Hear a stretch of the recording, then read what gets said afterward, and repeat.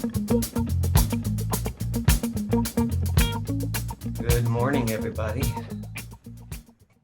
How is everyone today? You all look great, as always. So let's all begin day 29 by getting centered. So I invite you all to just take a deep breath. Just get very centered right where you are. Give yourself the opportunity to let go of anything that could still be in your mind. Just let go of yesterday, this morning, let go of the rest of the day, let go of tomorrow. Just allow yourself to be right here, right now, in this moment. Because here's what I know. I know that there is an infinite wealth of intelligence and wisdom right there at the center of who I am, of what I am. And I know that that wisdom always, always, always brings forth exactly what I need to hear, exactly what I need to know, and brings forth my most authentic, provocative, and powerful reaction to anything that is going on in my life. And so I know that today gives me the opportunity to hear, to listen, to know. And I allow all of this to just be the perfect expression, the perfect unfolding of my life. Knowing this is so with absolute certainty, I just get out of the way, let it be so. And so it is. So good morning, everyone. We are now here at day 29.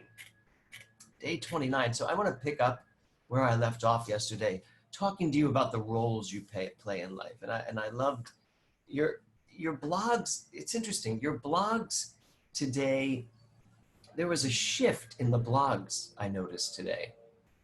The blogs today were more about how you have come to terms with and understood how important it is for you to know who you are. There was a growth in the blogs today. There was an absolute movement in what you all wrote last night. So that's pretty amazing. So I have a little idea for you. What if all of your financial troubles, and actually any troubles really, but let's look at finance. What if all of your financial troubles were just part of the situations that come from playing the roles you play in life? So you play these roles and you create these scenarios and you step into living like a certain way. And because of that, all of your issues and troubles, all of your financial woes come about just because you have decided to play this specific role. It's understanding your beliefs in a more tangible way. And what if you could just as easily play a different role? You know, Ernest Holmes talks a lot about in this philosophy about the concept of the actor. And he says this, he says, infinite mind is the actor and you are the announcer. Now just think about that for a second. Infinite mind is the actor. You have this stuff, this creative stuff that you can create a life for yourself. You can create whatever life you want. You can be whoever you want because you've got this infinite creative stuff to be acting from. And then you get to choose it. He goes on to say that infinite mind is the stuff from which all things are made. You can impress upon it any image of thought and you will get a result, for it is the great actor. I love that he talks about mind, your mind, as the great actor. So if we can be anyone we want, if we can create any role we want, why on earth would we create the role of the suffering victim? Why would we create the role of the poor person? So while you're believing your performance, by the way, there is something in you that knows you're just the actor playing this role, scared victim, vulnerable person whose life is crashing down around them. Or even, I'm the person who almost gets there and then I just fall back into that groove of life. No, that's the performance you're giving yourself of a life that you believe is yours to live, but you forget, as Ernest Holmes says, you're the announcer. Why are you announcing those roles as though they actually mean something, as though they're actually real? They're not. So how about announcing a different play? Remember yesterday's quote, a trained mind more powerful than an untrained mind. So a trained mind gets to announce whatever it chooses to announce. You're the announcer. And you know what I like to say? You're the director of your life. And yes, actually, you're even the writer. And you're also the actor, which in that list, the actor's kind of on the bottom of the heap, right? The announcer, that's number one. You're the director. The director is the one that does everything, that casts the show, that decides the play that they want to direct. First and foremost, you are the director of your life. So there are great actors in the world. We all know them. Meryl Streep is a great actor. Ian McKellen is a great actor.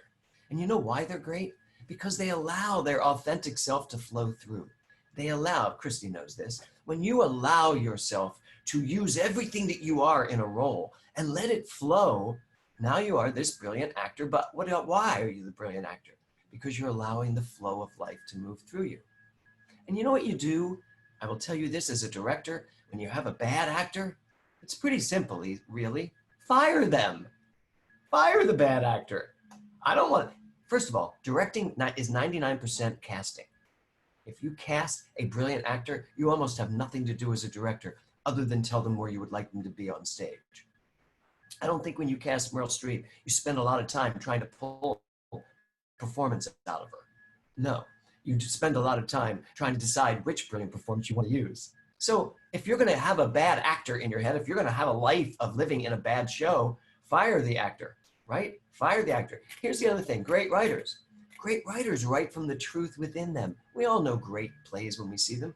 We also know plays when we see them, or movies or TV shows that are nothing more than regurgitating conditions that people put out there as entertainment. But then something comes along when someone's being authentic, and all of a sudden we are captivated by what's going on because we identify it. So don't write your life, don't create your life based on your conditions. That is boring. And also, don't get hypnotized by these fun roles that you're playing. Even if they're roles that you hate, but there's something hypnotizing about them. I always talk about when I played Paul in Carnival. It was a pre-Broadway tryout. And Paul in Carnival is this dancer who became a cripple, who couldn't walk properly anymore, so he could not dance anymore. So he went into a life of being a puppeteer. You probably all remember the movie with Anna Maria Alberghetti. So Paul was an amazing character. I loved playing the role of Paul. It's my favorite character. But I wasn't Paul. I loved playing him, not being him. So I want you all to take a look at what are the roles you are playing that you've convinced yourself you are being as well. Because you don't have to be.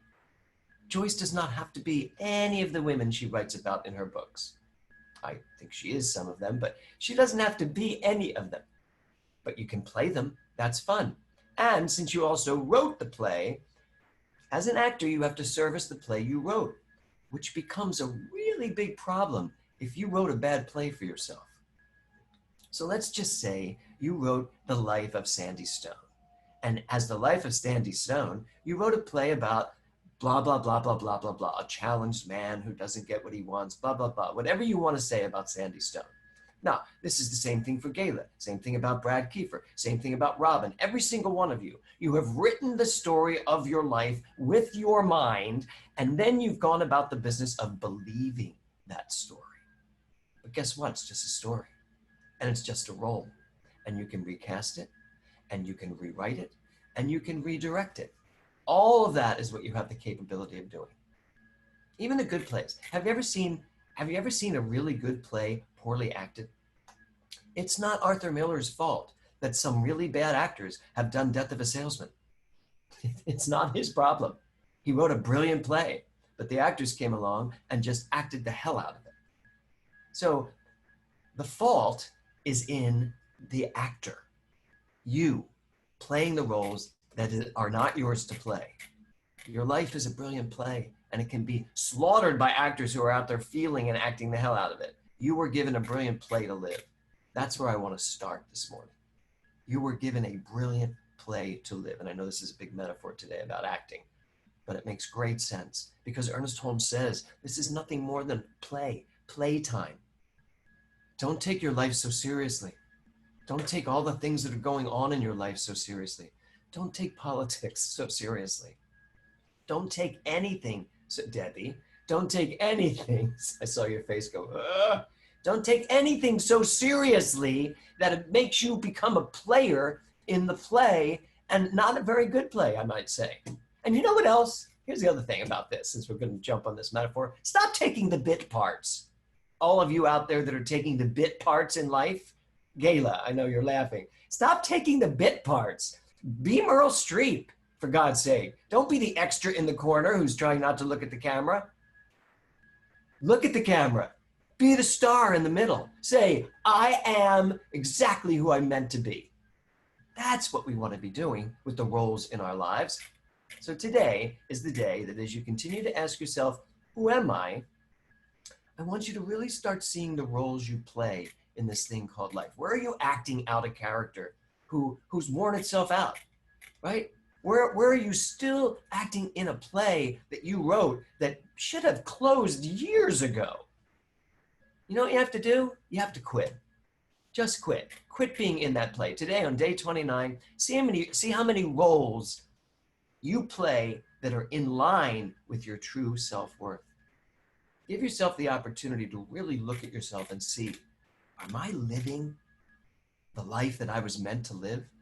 Not meant by somebody out there, but the life that I am equal to.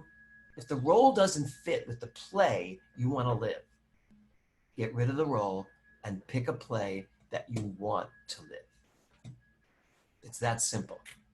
You know, it's interesting. I was doing a musical, 42nd Street, and making the most money I'd ever made in my life. I was one of the stars of the show, traveling the country.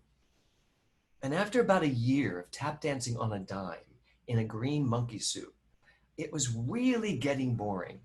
Every time those girls went, a dime, and the set turned into this big piece of money, I would be in the wings with two dressers throwing a costume on me, just going, oh no, I have to go out there and smile for the next 6 minutes and tap dance. And they would roll this giant dime onto the stage. It would make a huge thud. 2,000 people would scream because the thud put little air into the first few rows. And then I would jump on the dime with 40 girls around me and just tap dance my ass off for like 6 minutes. It was like being in an aerobics show, being in an aerobics class. And I would smile. I used to say the reason why I had laugh lines is because I spent too much time in 42nd Street smiling. One thing about smiling, it does create laugh lines. Anyway, so I remember this one night I'm dancing on this dime and all of a sudden the number's over and people are screaming and I didn't remember doing the number. I was thinking about where I was having dinner.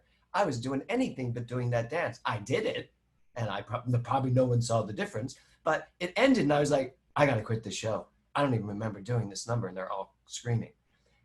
And I did leave the show and I left it. I was making, in 1984, I was making close to $5,000 a week starring in this musical with my own, and also with the per diem, and I had a dresser that traveled with me. It was a real star life. And I left it to go to Southampton to do the 5th of July playing a cripple, mind you. So now I'm gonna do a play where I can't even walk. So boy, talk about going from one end to the other. Mr. Aerobics to I'm a cripple with no legs. To do 5th of July for $145 a week. My father thought I was crazy. Absolutely. He was like, you're kidding me. You're not taking a second-year contract? I was like, nope, I'm going to play a cripple. So here's the thing. If you're playing a role that doesn't work for you, you cannot possibly find the opportunity to do what you want to do by sticking with what you don't want to do.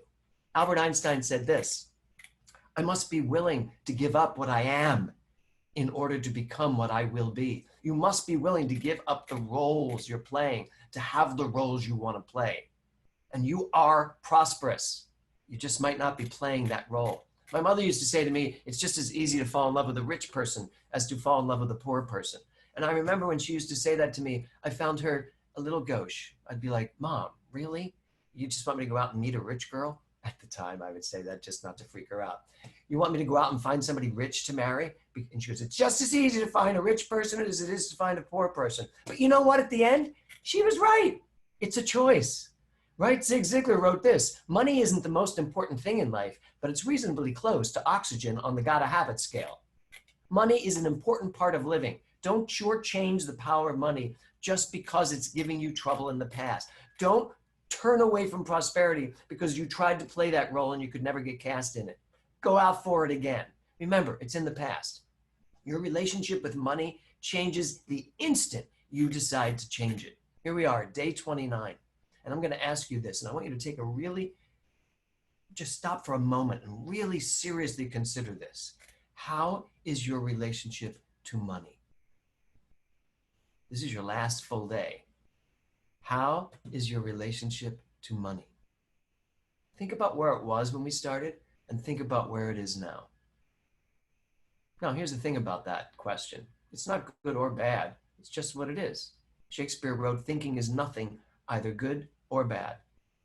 There is nothing either good or bad, but thinking makes it so. And very often, Shakespeare would write a character who would come out at the end of a play and sum it up for us, just in case we got too carried away with the maudlin side. And he'd say, thinking makes it so. So what you think about money, what you think about your relationship to money, is what money is going to think about its relationship to you.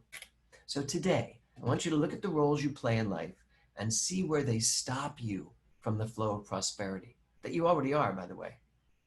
So here's something to look at. Where is there drama in your life? In one of the C.P.Rs, someone wrote, uh-oh, I have to fire the drama queen. It's amazing how many of us are addicted to drama. You ever see a play where the actor is chewing the scenery? I know many of you have. It's not fun. In the end, it really isn't fun. I love the idea of firing the actors in my head for bad acting. I also love the idea of being on a veil, because that whole idea of being on a veil means, are you available for the life that is here for you to live? Are you available for your good? If your good were to check in with you, would it see that you were ready to live it? Could I look into your mind and find the mental equivalent of what it is you want? Because guess what? If I can't look into your mind and find the mental equivalent of who you say you want to be or of who you say you want to live, then it's not going to happen. The only thing that's going to happen is whatever's in your mind, that will play out. So what do you want to be equal to? You got to find the right play, the right actor, and the right audience. It's your life. You get to direct this. You get to write this. You get to act in this. You get to put yourself above the title. And if you don't like the roles you're playing in life, turn them down. Start playing new ones. Listen to those voices in your head. When this voice starts telling you you're someone, go, no, that's just a role I played. I quit that show. I'm on to something else. Talk to yourself. Notice what's going on. If your life came up to you and asked you, are you ready to live me to the fullest? Would you be? Would you really be ready? So today, start noticing what roles you're currently playing and use your trained mind to ask these important questions, and these are on the blog. Does this role serve the real me? Does this role make me happy? Do I want to play a different role? And in the play of life, who am I? And then make sure you include money as part of your new role. When you're writing this role for yourself, make sure that the character you write is rich. Don't write a challenged person out. You've played that long enough. Write out the rich person. The so rich you wouldn't know what to do with their money. And then you'd know exactly what to do with your money. That's the role you need to write. And then cast yourself. Don't cast everybody else. Don't go, oh, you know what? I'll play the support. I'll play the sidekick. Don't play the sidekick. Play the star. Cast yourself in the role of a lifetime and then basically live it. Don't give it a closing date. So cast yourself appropriately and start playing the role for all it's worth, because it's worth a lot. Today is a day for you to have fun. Look at the roles. Don't get attached to them. Don't judge yourself. Don't go, oh my God, why did you take that role? Don't do that. Just look at them and go, oh, okay, yeah, you're fired. And here's what I'm gonna do. So go do it, have at it, and we will conclude this journey tomorrow morning. Have a great day, everyone. Namaste.